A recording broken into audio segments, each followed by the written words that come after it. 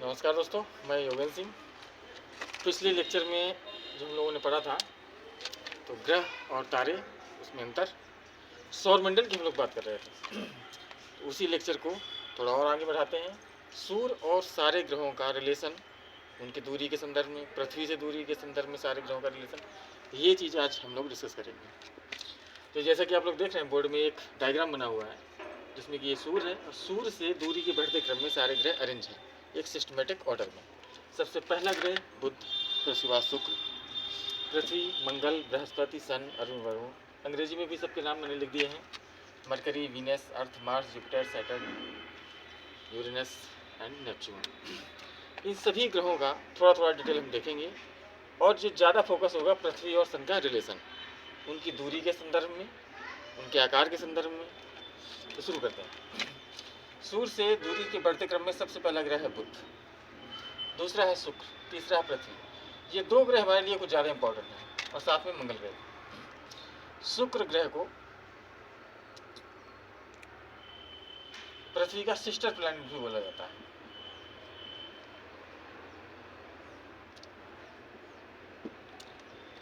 क्योंकि शेप में, साइज में ये लगभग पृथ्वी के बराबर है और पृथ्वी से सबसे नजदीक का ग्रह है, इसलिए इसको पृथ्वी की जुड़वा बहन के नाम से भी जाना जाता है, सिस्टर प्लैनेट। दूसरी जो चीज है, इसी शुक्र ग्रह को भोर का तारा कहा जाता है। क्यों कहा जाता है? क्योंकि ब्राइटेस्ट प्लैनेट है, सबसे चमकीला ग्रह है। चमकीले होने का कारण ये हमको बिना किसी टेलीस्कोप की सहायता से भी ऐसे ही दिख जाता है, इसलिए इसको भोर का तारा कहते हैं। चमकीले होने का कारण है इसका जो टेम्परेचर है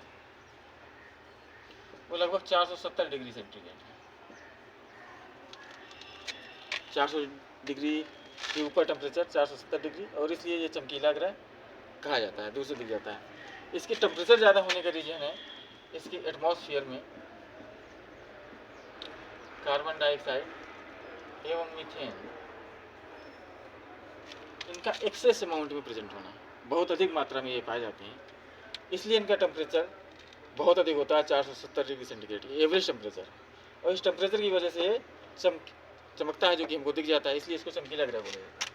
क्योंकि इसका साइज लगभग पृथ्वी के बराबर है, इसलिए इसको पृथ्वी की जुड़वा बहन के नाम से भी जानते हैं।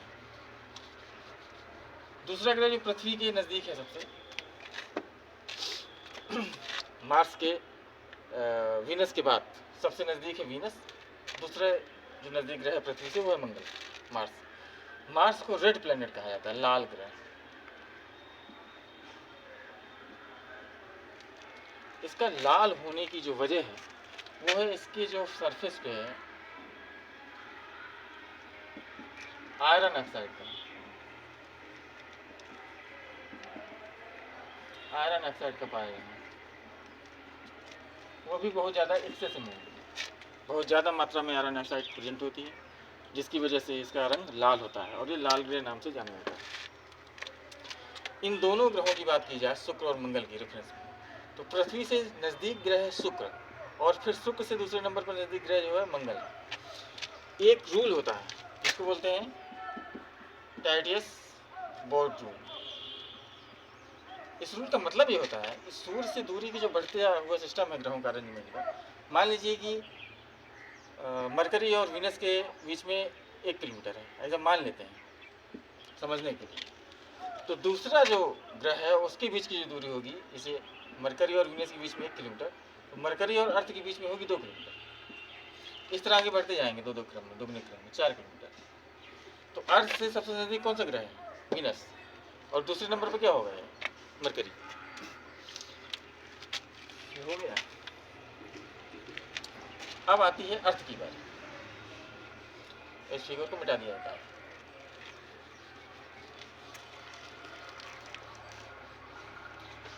पृथ्वी और सूर्य को हम लोग समझेंगे उनकी दूरी क्रम में। अब ये सभी ग्रह जो हैं ये सूर्य के चारों तरफ चक्कर लगाते हैं, जानते ही आप लोग। ये मान लीजिए सूर्य,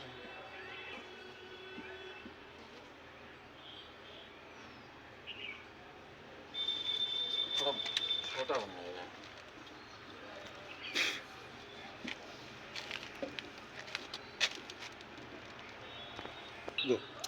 तो जो हम लोगों ने फिगर बनाया है उसके सेंटर में है सूर्य और ये पृथ्वी की कक्षा दिखाई गई है। पृथ्वी किस कक्षा में सूर्य का चक्कर लगाती है। ये जो कक्षा होती है एकदम से सर्कल में नहीं होता है, गोल में नहीं होता है, ये होता है दीर्घवृत्ताकार कक्षा, यानी कहीं पर दूरी ज़्यादा होगी और कहीं पर कम होगी। ये पृथ्वी की जो गति है उसकी 4 अवस्थाएं दिखाई देती हैं। चारों को डिटेल अभी हम समझेंगे। जो पृथ्वी की सबसे नज़दीक, जब पृथ्वी सूर्य के सबसे नज़दीक होती है वो डेट होती है 3 जनवरी,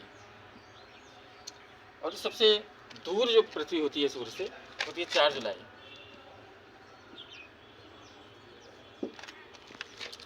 अब क्योंकि पृथ्वी का मार्ग है दीर्घवृत्ताकार, 3 जनवरी और 4 जुलाई ये 2 डेट हैं। एक डेट पे पृथ्वी सूर्य के सबसे नज़दीक होती है, दूसरी डेट पे पृथ्वी सूर्य के सबसे दूर पोजीशन पे होती है। जो सबसे नज़दीक वाला डेट है उसमें होता क्या है, देखिए कि यहाँ पे 7% एनर्जी जो है ज़्यादा मिलती है,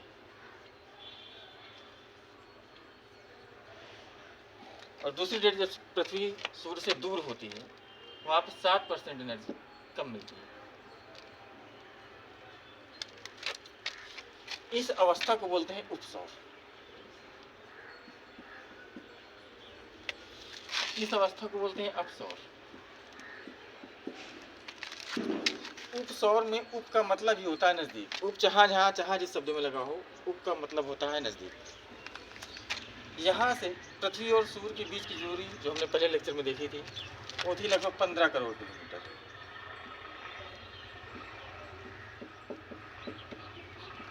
एवरेज यहाँ पे ये दूरी हो जाती है 14.7 करोड़ किलोमीटर, और यहाँ पे हो जाती है लगभग 15.2 करोड़ किलोमीटर। वनडे एग्जाम में इतना ही पूछा जा सकता है, उपसौर की स्थिति क्या है, अपसौर की स्थिति क्या है, दोनों के बीच की दूरियां भी नहीं पूछी जाएंगी। ये जो 2 और पोजीशन बनी हुई है, इस पोजीशन पे ये पृथ्वी होती है 21 जून को होती है, और यहाँ पे होती है 22 दिसंबर।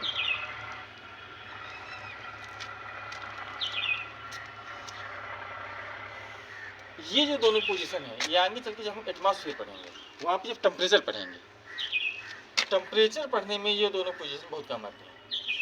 जहाँ पे सूर्य कर्क रेखा पे कब इंटर करता है वहाँ से कब निकलता है, मकर रेखा पे कब इंटर करता है वहाँ से कब निकलता है, ये दोनों स्थितियाँ उस पोजीशन को दिखाती हैं। ठीक है, तो हम बात करेंगे पहले इन 2 पोजीशन में। यहाँ पे 7% एनर्जी ज़्यादा मिल रही है, फिर भी यहाँ जनवरी के समय में आप देखेंगे कि बहुत सर्दी रहती है। यहाँ पे जबकि 7% एनर्जी कम मिलती है, महीना जुलाई का टेम्परेचर बहुत ज़्यादा होता है, गर्मी लगती है। ऐसा क्यों है? एनर्जी कम है लेकिन टेम्परेचर ज़्यादा है। यहाँ पे एनर्जी ज़्यादा है लेकिन टेम्परेचर कम है। होता है इसलिए कि हम लोग जो है रहते हैं पृथ्वी के उत्तरी भाग में, नॉर्दर्न हेमिस्फीयर में। ये जो पोजीशन होती है 3 जनवरी वाली, यहाँ पे सूर्य की जो किरणें होती हैं वो लंबवत पड़ती हैं लेकिन साउथ पोल पे, साउथ हेमिस्फीयर में, साउथ हेमिस्फीयर। हम लोग रहते हैं नॉर्दर्न हेमिस्फीयर में, तो जो टेम्परेचर ज़्यादा होता है वो साउदर्न हेमिस्फीयर का ज़्यादा होता है। पृथ्वी के उत्तरी जो गोलार्ध का टेम्परेचर कम होता है। इसकी विपरीत या उल्टी पोजीशन होती है 4 जुलाई को। हम लोग रहते हैं पृथ्वी की उत्तरी गोलार्ध में, और सूर्य की किरणें भी लंबवत कहाँ पड़ रही हैं, उत्तरी गोलार्ध में। टेम्परेचर जरूर कम होता है लेकिन ये दक्षिणी गोलार्ध का कम होता है। ये बात आपको समझ में आ गई होगी। हम लोग देखते हैं पृथ्वी के बारे में कुछ फैक्चुअल चीज़ें हैं जो एग्जाम की दृष्टि से अत्यंत महत्वपूर्ण है, बार बार पूछी जाती है। ये मान लीजिए पृथ्वी, ठीक है, पृथ्वी का शेप जो है एकदम सर्कुलर नहीं है, एकदम गोल नहीं है। ठीक है, ये धुओं पर चपटी है और इक्वेटर पर फैली हुई है धुआं, और इसको बोलते हैं भूआप। इस आकार को, पृथ्वी का जो आकार है ये विशिष्ट हो जाता है क्योंकि एकदम से गोल नहीं, तो आकार के हिसाब से इसको नाम दिया गया भूआप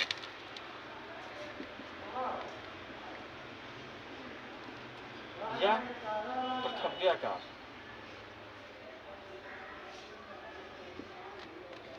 ठीक, वैसे पृथ्वी सर्कुलर है, ये सबसे पहले बताया था पाइथागोरस ने, लेकिन पाइथागोरस को क्रेडिट जाता नहीं, क्रेडिट जाता है अरस्तू को, ठीक है, जबकि बताया था पाइथागोरस ने। अरस्तू को इसलिए जाता है कि अरस्तू ने बताया ही नहीं, उसको लिख भी दिया और उसको प्रकाशित भी करवा दिया, तो जानेंगे लोग उसके बारे में जिसके बारे में लिख के आएगा, बताने से क्या हो जाएगा। तो ये है पृथ्वी का मॉडल। इसमें हम लोग देखते हैं, क्योंकि जब गोला है तो उस पर जो है कोई कॉर्नर नहीं है, तो किसी स्थान के बारे में एकदम एग्जैक्ट लोकेशन कैसे हम लोग ज्ञात करेंगे। तो 2 पॉइंट निश्चित किए गए। एक पॉइंट को कहा गया नॉर्थ पोल और ठीक उसके विपरीत में दूसरे पॉइंट को कहा गया साउथ पोल। ये नॉर्थ पोल कहा गया जो ध्रुव तारा है आपका, ध्रुव तारे की किरणें, ये मान लीजिए ध्रुव तारा है, जिस स्थान पर लंबवत पड़ रही थी पृथ्वी की एकदम 90 डिग्री पे, उस स्थान को मान लिया गया नॉर्थ पोल, और उसी स्थान के बिल्कुल विपरीत में साउथ पोल। अगर यहाँ से एक सीधी रेखा डाल दी जाए, ठीक, अब पृथ्वी, क्योंकि ये मान लीजिए कोई गोला है, गोले के बीच में से एक ऐसी रेखा इमेजिन करिए, इमेजिनरी लाइन होती है, ठीक, जो पृथ्वी के सेंटर को पास करती हुई जा रही है। इस रेखा को बोला जाता है एक्सिस, अक्ष, पृथ्वी का अक्ष। और ये जो अक्ष है, अगर ये पृथ्वी का तल मान लिया जाए तो 90 डिग्री पे होना चाहिए ये एंगल, लेकिन ये 90 डिग्री पे है नहीं, ये जो है 23.5 डिग्री झुका हुआ है, एंगल बनता है ये, और ये एंगल अगर 23.5 90 में घटा दीजिए कितना बच जाएगा, 66 डिग्री। पृथ्वी अपने अक्ष पर 23.5 डिग्री झुकी हुई है। अब इसका इंपॉर्टेंस क्या है, ये हम लोग आगे के लेक्चर में समझेंगे जब पढ़ते हैं पृथ्वी की ऋतुएं। ऋतुओं को डिस्क्राइब करने के लिए, उनको समझने के लिए पृथ्वी का अच्छी झुकाव बहुत महत्वपूर्ण है। आगे देखेंगे, एक्स्ट्रा फाइंड यहाँ बता दिया गया आपको।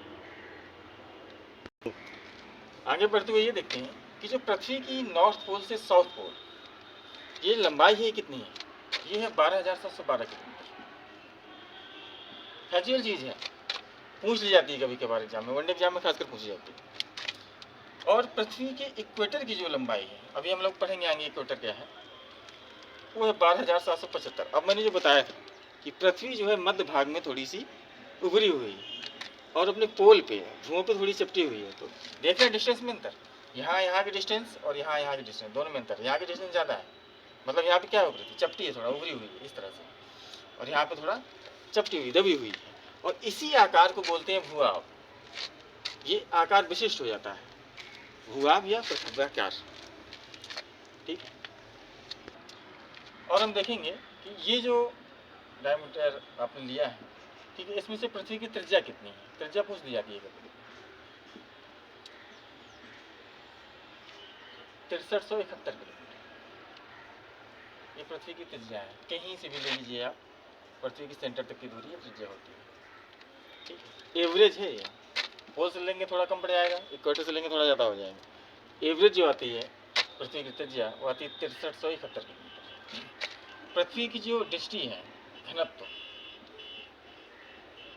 डेंसिटी, ये लगभग 5.5 ग्राम सेंटीमीटर इनवर्स। ये दो फैक्ट हैं, इनमें से दोनों इंपॉर्टेंट हैं, लेकिन ज़्यादातर घनत्व पृथ्वी का पूछ लिया जाता है, ठीक है। आगे चल के पृथ्वी का घनत्व क्यों इतना है, ठीक है, इस घनत्व का इंपॉर्टेंस क्या है, सिग्निफिकेंस क्या है, ये किस काम आता है आगे की स्टडी में, इस पर हम लोग बहुत डिटेल से चर्चा करेंगे।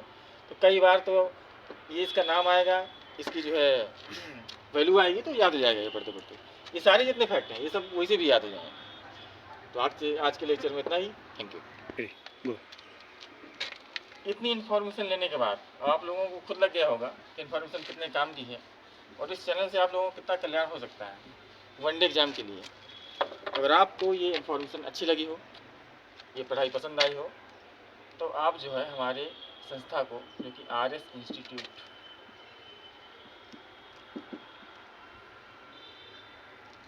ऑफ एक्सीलेंस के नाम से है, उसको आप ज्वाइन कर सकते हैं, जो कि भीतरगांव क्षेत्र में पक्का चौराहा पर, ठीक है। आप ऑनलाइन भी हमसे पढ़ सकते हैं, हमारा यूट्यूब चैनल है, उसमें बस इसमें योगी जोड़ दीजिए, योगी RS institute of excellence. Online भी पढ़ सकते हैं, ऑफलाइन भी पढ़ सकते हैं, जिसमें हो आप ज्वाइन कर लीजिए। पसंद आए तो चैनल सब्सक्राइब कर दीजिए, लाइक कर दीजिए।